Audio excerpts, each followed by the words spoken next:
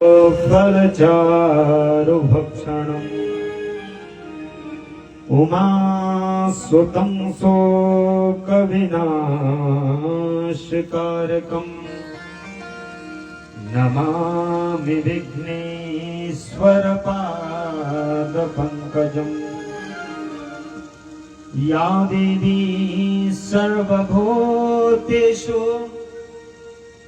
मातृरूपेण संस्थिता नमस्तस्यै नमस्तस्यै नमस्तस्यै नमो नमः। नीलाम्बुजश्यामलकोमलाङ्गम् सीतासमारोपितवामभागम् पाणौ महासायकचारुचापम् नमामि रामं रघुवंशनाथम्। कृष्णाय वासुदेवाय हरे परमात्मने प्रणतः क्लेशनाशाय गोविन्दाय नमो नमः। कथा प्रारंभ होत है सुनो वीर हनुमान निज आसन पर आए की सदा करहु कल्याण। बोले हनुमान जी महाराज की। जैसा कि हमारे विद्वानों ने नियम बनाया है कि कथा को कोई काम करने से पहले वह काम भगवान के चरणों में अर्पण कर दे तो वह काम प्रभु का हो जाता है, भगवान का हो जाता है। आइए ज्यादा विलंब न करते हुए कुछ क्षण भगवान नाम संकीर्तन। सीताराम वंदना राधे श्याम वंदना अंजनी के नंदना की बार बार वंदना। सीताराम वंदना राधे श्याम वंदना अंजनी के नंदना की बार बार वंदना।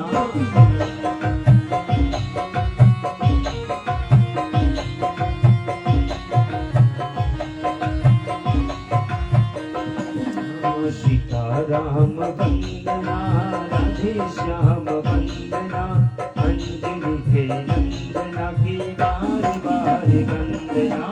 सीताराम वंदना राधे श्याम वंदना अंजनी के नंदना की बार बार वंदना।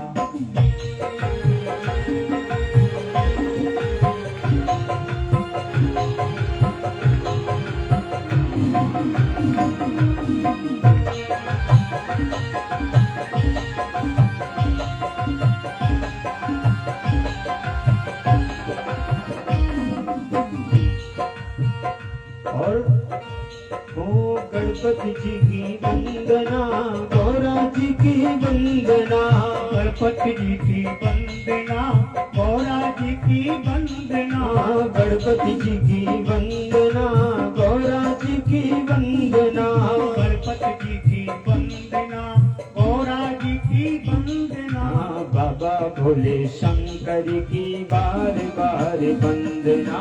बाबा भोले शंकर की बार बार वंदना। बाबा भोले शंकर की बार बार वंदना। बाबा भोले शंकर की बार बार वंदना। सीताराम वंदना राधे श्याम वंदना अंजनी के नंदना की बार बार वंदना। सीताराम वंदना राधे श्याम वंदना अंजनी के नंदना की बार बार वंदना। अंजनी के नंदना की बार बार वंदना। अंजनी के नंदना की बार बार वंदना। आइए। सिया राम मैं सब जग जानी करहो प्रणाम जोर जुग पानी। मंच पर मंचासीन सभी विद्वज्जनों के चरणों में प्रणाम करते हुए श्री मंच पर मंचासीन सामवेद के ज्ञाता हमारे संगीतज्ञ भाई, यहाँ पर उपस्थित जितने भी श्रोता भक्त समुदाय, सभी को इस मंच से राधे राधे। आज परम सौभाग्य कि श्री सिद्ध बाबा महाराज के चरणों में बैठ करके इस दास को अपना वक्तव्य प्रकट करने का जो सौभाग्य प्राप्त हुआ। जैसा कि हमारे पूर्व वक्ताओं ने बताया, कह रहे थे महाराज जी कि परमात्मा राम एक है। वास्तव में परमात्मा एक है, लेकिन हम सबकी आवश्यकताओं हेतु ईश्वर एक होते हुए भी अनेक हो गया। भाई किसी को हनुमान जी अच्छे लगते हैं तो वही ईश्वर हनुमान जी के रूप में है। किसी को दुर्गा मैया अच्छी लगती है तो वही ईश्वर दुर्गा मैया के रूप में हो गया। किसी को राम जी अच्छे लगते हैं तो वही परमात्मा, वही ईश्वर राम जी के रूप में प्रकट हो गया। कहते हैं कि संतों के द्वारा एक कथा सुनी है कि एक राजा थे, उनके 3 प्रश्न थे। वह कोई भी विद्वान मिलता, कोई भी संत मिलता, केवल एक ही प्रश्न करते कि महाराज मेरे 3 प्रश्न हैं। क्या प्रश्न है? बोले ईश्वर एक है कि अनेक है तो मिलता कैसे है? और तीसरा प्रश्न, वह करता क्या है? अनेक विद्वानों ने अपने अपने मत दिए, लेकिन राजा को कभी संतुष्टि नहीं हुई। संतुष्टि नहीं हुई तो राजा दुखी हो गया। बोले यह भारत भूमि है, विद्वानों की भूमि है, और मेरे 3 प्रश्नों का किसी ने उत्तर नहीं दे पाया। एक दिन राजा अपने घोड़े पर सवार होकर मार्ग में जा रहा था। ये मार्ग में एक संत दिखाई दिए, अलमस्त महात्मा। उनके पास कुछ नहीं, ना लोटा, ना डोरी, ना कुछ, ऐसे ही घूमते विचरण कर रहे थे। राजा ने घोड़े पे से ही चढ़ के पूछा, हे महात्मा जी मेरे 3 प्रश्न हैं, क्या आप इनका जवाब दे सकते हो, उत्तर दे सकते हो? तो महात्मा जी भी अकड़ के बोले तुम्हारे पूछने का ढंग ही नहीं है। अरे तुम्हारा पूछने का ढंग है क्या? राजा बोले तो महाराज कैसे पूछा जाता है? अच्छा। संत जी बोले घोड़े पर बैठे हो। अरे भाई तुम्हें कुछ पूछना है तो नीचे उतरो। नीचे उतर के प्रश्न किया जाता है, ये नहीं कि तुम छत पे चढ़े हो और नीचे से प्रश्न कर रहे हो। भाई पहले नीचे आओ, विनम्र से पूछो, तुम तो अकड़ से पूछ रहे हो। तो राजा ने कहा ये वैसे बाबा नहीं है जो फिरते रहते हैं। राजा नीचे उतर के आए, चरणों में प्रणाम किया, बोले महाराज जी मेरे 3 प्रश्न हैं। क्या प्रश्न है बताओ? बोला पहला प्रश्न है कि ईश्वर एक है कि अनेक है। दूसरा है तो मिलता कैसे है? तीसरा प्रश्न, अगर मिल भी जाता है तो वह ईश्वर करता क्या है? संत बोले इतने साधारण से प्रश्न, बताओ अकेले में सुनना चाहोगे कि सबके सामने सुनाएं? तो राजा ने कहा कि महाराज सबके सामने सुनाओ तो और अच्छा है। तो बोले सबको इकट्ठा करो। तो बोले महाराज अभी इकट्ठे नहीं हो पाएंगे, इकट्ठे होने में भी 7-8 दिन लगेंगे। तो उन्होंने कहा तो 7-8 दिन बाद आना हमारे पास, जब इकट्ठे कर लो, अब हमारी रुकने की व्यवस्था करो। तो राजा ने अपने उपवन में, बगीचे में उनकी रुकने की व्यवस्था कर और राजा से कहा कि 8 दिन तक हमसे मिलना भी नहीं है तुमको। ठीक है महाराज। चले गए तो वह संत नित्य प्रति घूमने टहलने जाया करते थे। तो वहां एक किसान से उनकी मित्रता हो गई। गरीब किसान था, तो किसान भी संत की बड़ी सेवा किया करता था। जब प्रश्न का उत्तर देने का समय आया तो उन महात्मा ने किसान से कहा कि सुनो मित्र, आज तुम्हारी आवश्यकता आन पड़ी है। क्यों आवश्यकता आन पड़ी है? कि राजा के प्रश्नों का अगर उत्तर देते तो वह इनाम, राजा जो कुछ देता तो संत महात्मा ले लेते। अब संतों को पैसों से क्या मतलब? तो कि अगर हम इसको साथ में ले जाएंगे, जो रुपया पैसा मिलेगा वो इस किसान को मिल जाएगा। किसान से कहा कि सुनो मित्र, तुम एक काम करो, तुम महात्मा बन जाओ। तो किसान ने हाथ जोड़कर कहा, महाराज हम महात्मा बन जाएंगे तो गृहस्थी कौन संभालेगा? अरे वो वाले महात्मा नहीं बनना है। तो कौन से महात्मा बनना है? बोले थोड़ी देर के लिए महात्मा बनना है। और समझा दिया कि महात्मा बन करके राजा के पास जाना है, और राजा कोई प्रश्न करे तो तुम डरना नहीं, तुम तो ये कह देना मैं तुम्हारा चेला बन करके जाऊंगा, कह देना ये तो साधारण से प्रश्न है, मेरा चेला ही बता देगा। जब राज दरबार में गए तो किसान का वेश महात्मा जी ने ले लिया और महात्मा जी का वेश किसान ने ले लिया। तो राजा गया, राजा के पास गए तो राजा ने बड़ा आदर सत्कार किया और ऊंचे आसन पर बैठाला है।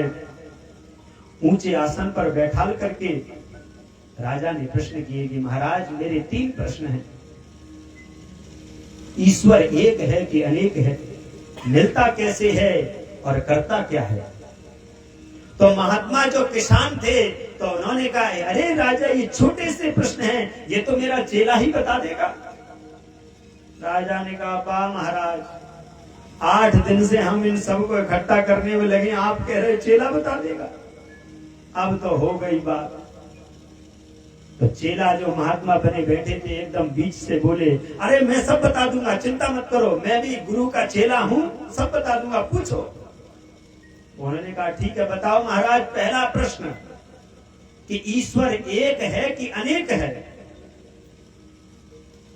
तो महात्मा जी जो किसान के बीच में बैठे थे उन्होंने कहा, राजा मैं ज्यादा पढ़ा लिखा नहीं हूं कि तुम्हें गिनवा सकूं कि ईश्वर एक है कि अनेक है। तो एक काम करो, क्या कि एक थाल में तुम मोती लेकर के आओ।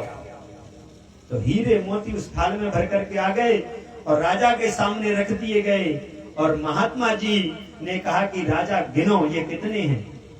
तो राजा ने एक मोती उठाया, एक मोती उठा करके कहा 1। महात्मा जी ने कहा बहुत ठीक, रख दो, रख दिया। फिर दूसरा उठाया, बोले 2। महात्मा जी तुरंत बोल पड़े, बोले झूठ बोल रहे हो? क्यों?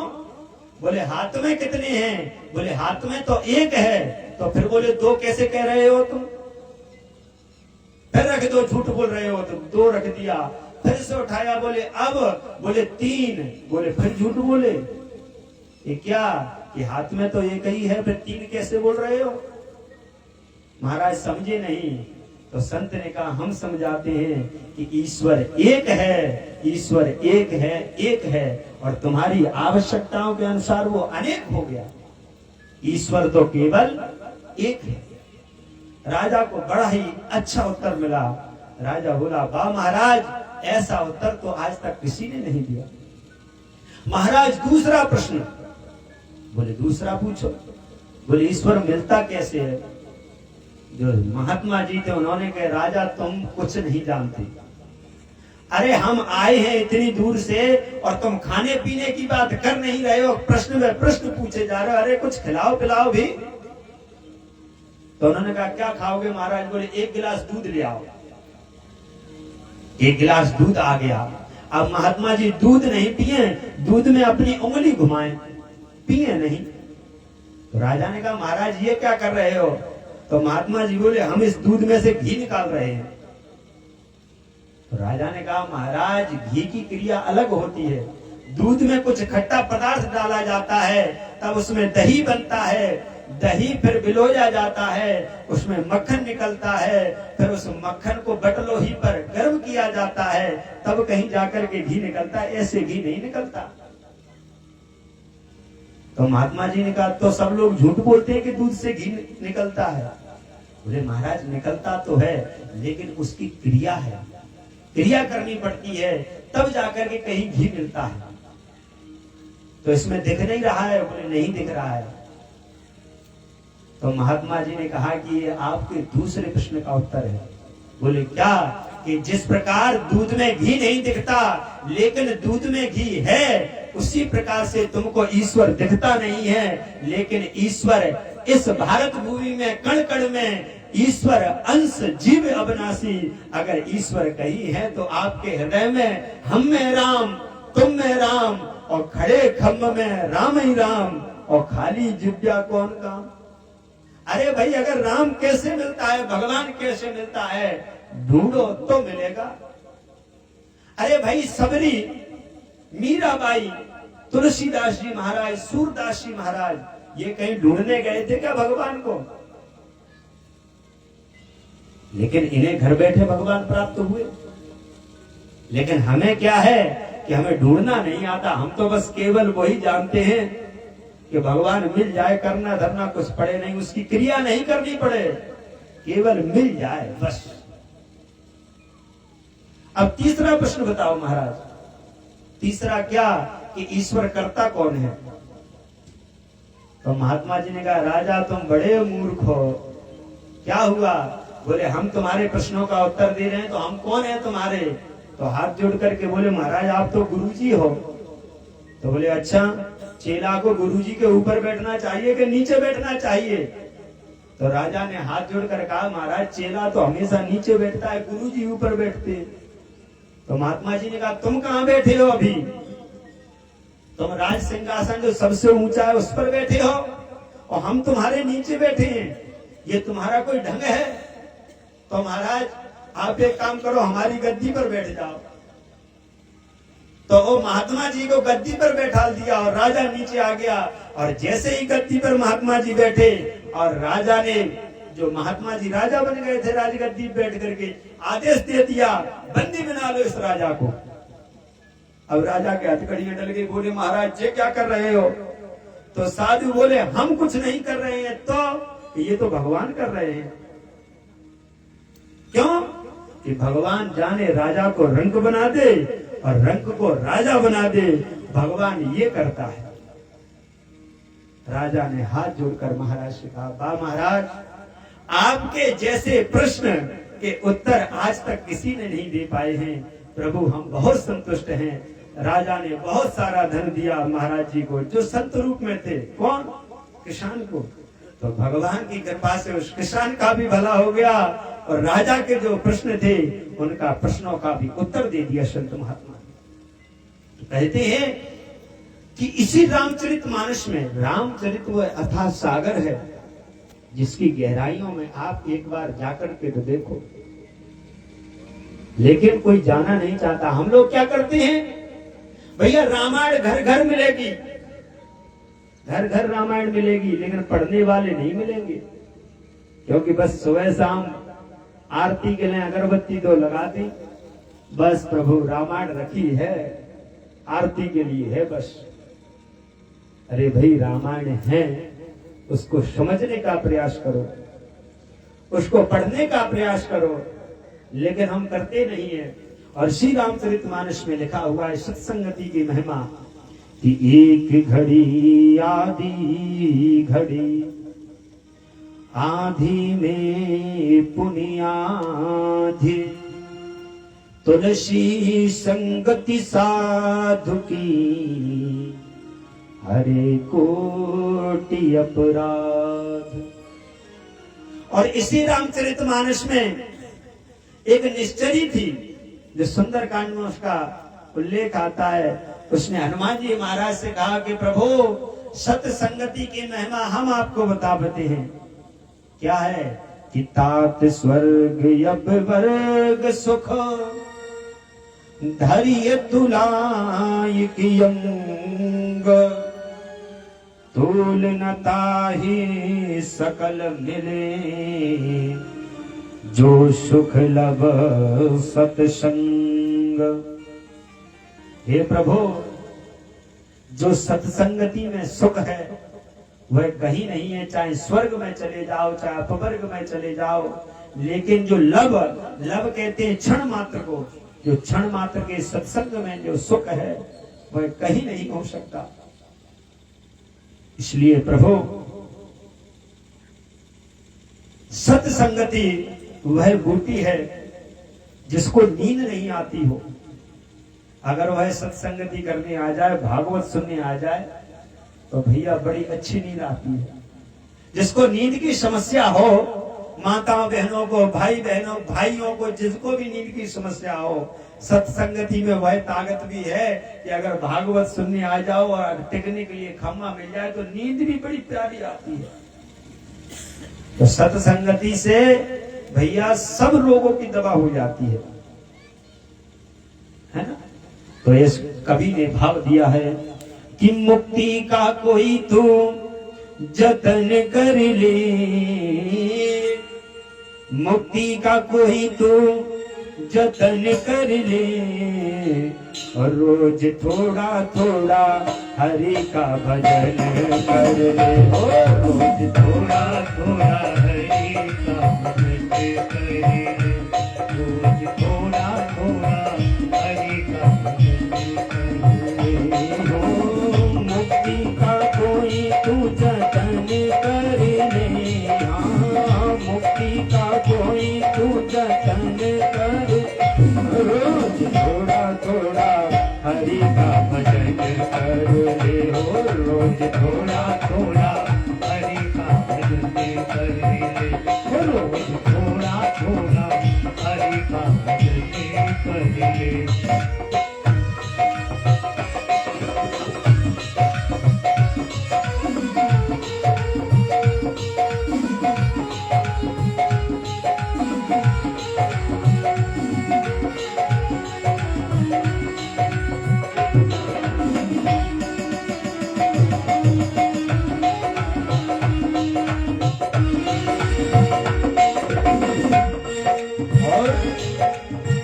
संगत करे अच्छे लोगों की, संगत करे अच्छे लोगों की, संगत करे अच्छे लोगों की, संगत करे अच्छे लोगों की, दवा मिल जाएगी सभी रोगों की, दवा मिल जाएगी सभी रोगों की, दवा मिल जाएगी सभी रोगों की, दवा मिल जाएगी सभी रोगों की। जिंदगी को अपनी चमन कर ले, ओ जिंदगी को अपनी चमन कर ले, रोज थोड़ा थोड़ा हरि का भजन कर ले, रोज थोड़ा थोड़ा हरि का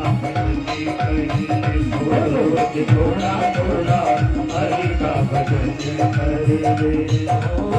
मुक्ति का कोई तू जतन कर ले, मुक्ति का कोई तू जतन कर ले, रोज थोड़ा थोड़ा हरि का भजन कर ले, रोज थोड़ा थोड़ा हरि का भजन कर ले, रोज थोड़ा थोड़ा हरि का भजन कर ले, रोज थोड़ा थोड़ा हरि का भजन कर ले। बोले राजा रामचंद्र सरकार की। इसी के साथ अपनी वाणी को विराम। सिद्ध बाबा महाराज ऐसे ही कृपा बरसाते रहे, हमको बोलने की शक्ति और आपको सुनने की कृपा ऐसे ही सिद्ध बाबा अपनी दया दृष्टि हम सब लोगों पर बनाए रखे। एक बार प्रेम से जयकारा लगाएंगे। बोलिए सिद्ध बाबा महाराज की। आगे हमारे और भी वक्ता हैं जो हमसे श्रेष्ठ हैं। हमारे